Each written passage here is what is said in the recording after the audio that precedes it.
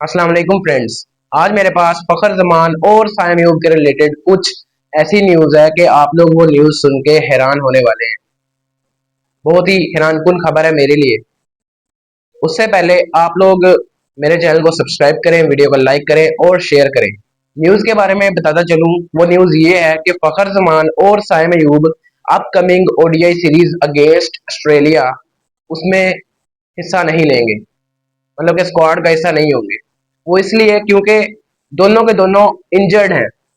साइम अयूब की समझ में आती है क्योंकि जो पाकिस्तान ने 28 मेंबर स्क्वाड अनाउंस किया था फॉर कैंप, जो पाकिस्तान ने कैंप लगाया था ओडीआई सीरीज के लिए, उसमें साइम अयूब का नाम नहीं था। ये स्क्वाड आपके सामने 28 लड़के हैं, इसमें इसमें आपको साइम अयूब का नाम नजर नहीं आएगा। साइम अयूब की मैं बात मान सकता हूँ कि भाई वो इंजर्ड है, लेकिन अगर आप इस स्क्वाड में ध्यान से देखें तो आपको फखर जमान का नाम जरूर नजर आएगा। अब फखर जमान अगर तो वो इंजर्ड थे तो मेरा पीसीबी से सवाल है कि उनको इस कैंप में क्यों बुलवाया गया। सबसे पहला सवाल तो मेरा ये है, अगर वो इंजर्ड थे तो इनको कैंप में क्यों बुलवाया गया, और अगर वो इंजर्ड नहीं थे तो क्या वो कैंप में ट्रेनिंग करते हुए इंजर्ड हुए हैं। क्योंकि पीसीबी ने कोई भी प्रेस रिलीज नहीं निकाली कि फखर जमान क्यों इंजर्ड है, कैसे इंजर्ड है। अब हमें तो नहीं पता कि कैसे इंजर्ड है। अब यहाँ तो वो पहले से इंजर्ड थे, या वो ट्रेनिंग कैंप के दौरान इंजर्ड हुए हैं, या फिर एक और पॉसिबिलिटी है, फखर जमान को रेस्ट देने के लिए उनका इंजरी का बहाना तो नहीं बनाया जा रहा। अब आप लोग बोलेंगे वो कैसे। मैं आपको एक चीज याद दिलाऊं। आपको याद है जब हमने लास्ट टाइम बांग्लादेश के खिलाफ ओडीआई सीरीज खेली थी, तो बाबर आजम के बारे में आकिफ जवेद ने बोला था कि भाई ये तो इंजर्ड है, इनकी टांग में कोई मसला है। आपको याद है। और उसके बाद बाबर आजम ने अपनी इंस्टाग्राम पे स्टोरी लगाई थी, ये स्टोरी आपके सामने है। बाबर आजम अपनी टांग टेढ़ी कर रहे थे कि हाँ यार मैं इंजर्ड हूँ, लेकिन वो मजाक उड़ा रहे थे। कहीं ऐसा तो नहीं है कि जानबूझ के फखर जमान को इस सीरीज में नहीं डाला जा रहा। ऐसा हो सकता है क्योंकि बाबर आजम के साथ भी इन्होंने लास्ट सीरीज में किया था, तो फखर जमान के साथ भी ऐसा ये लोग कर सकते हैं।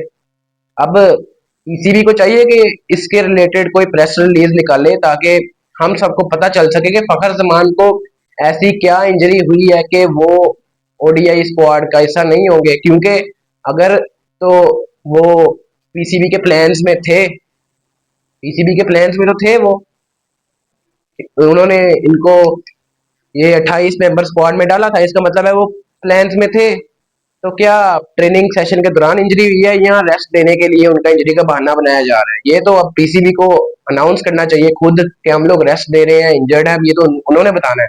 अब यहाँ पे बात की जाए कि अगर ये दोनों इंजर्ड हैं तो हमारे स्क्वाड में तो दो स्लॉट्स खत्म हो गई, दोनों ओपनर्स चले गए। अब एक ओपनर ही बचा है हमारे पास, फरहान।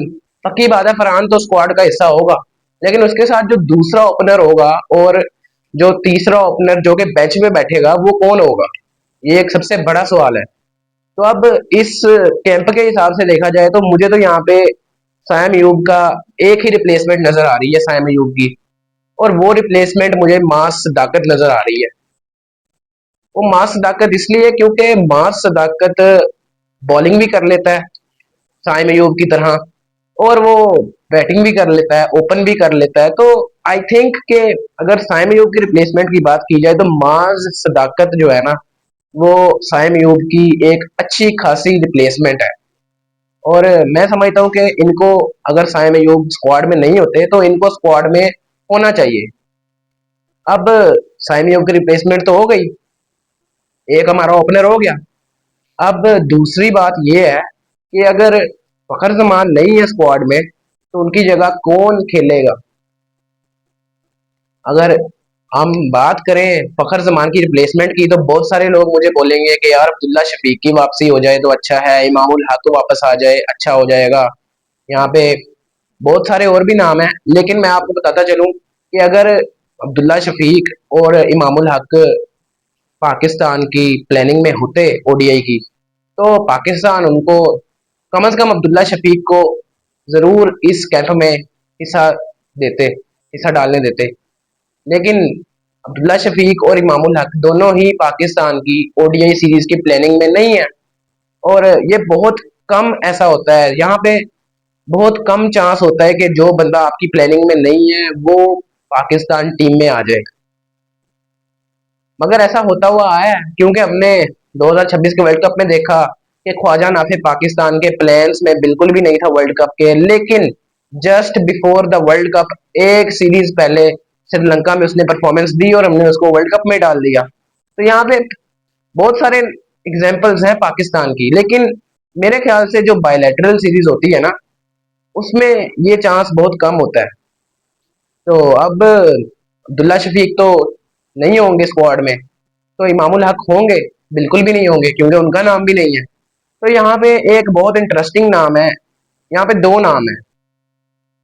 यहाँ पे एक ओपनर ख्वाजा नाफे है और दूसरा शामिल हुसैन है। तो दोनों में से एक ही जाएगा।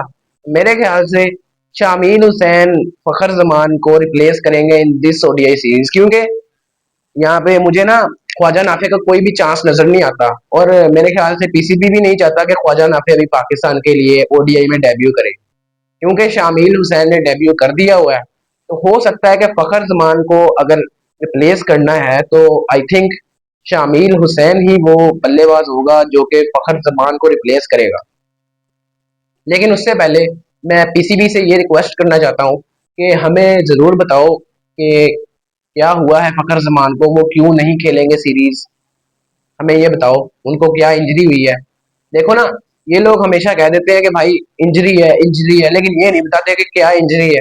अब बाबर आजम ने पोस्ट लगा के सही इलाज किया था ना यहाँ पे आकिब जवेद का, मेरे हिसाब से तो सही इलाज किया था। अब अगर फखर जमान का ये इंजरी का बहाना बनाते हैं ना, तो मैं चाहता हूँ कि फखर जमान भी कोई ऐसी पोस्ट लगाए, ताकि हमें पता तो चले कि ये ड्रामेबाजी कर रहे हैं पीसीबी वाले कि सच्ची में वो बेचारा इंजर्ड है। और अगर सच्ची में इंजर्ड है तो यार वो प्रेस कॉन्फ्रेंस करो, हमें बताओ। और पक्की बात है, जैसे स्क्वाड अनाउंस होगा पाकिस्तान और पाकिस्तान का ऑस्ट्रेलिया की सीरीज के लिए, तो पक्की बात है वो प्रेस कॉन्फ्रेंस करेंगे। तो हो सकता है उसमें हमें बता दें। तो अब रिप्लेसमेंट भी हमने कवर कर ली है। साइम अयूब की रिप्लेसमेंट मास सदाकत होगा, पक्की बात है, 100% चांस है। अब यहाँ पे फखर जमान की रिप्लेसमेंट तो मुझे यहाँ पे शामिल हुसैन ही नजर आता है। बाकी आप अपना जो आप क्या चाहते हैं वो आप कमेंट्स में ज़रूर बताइएगा कि आपको ऐसा क्या लगता है कि कौन होना चाहिए रिप्लेसमेंट, मुझे बताइएगा ज़रूर कमेंट्स में।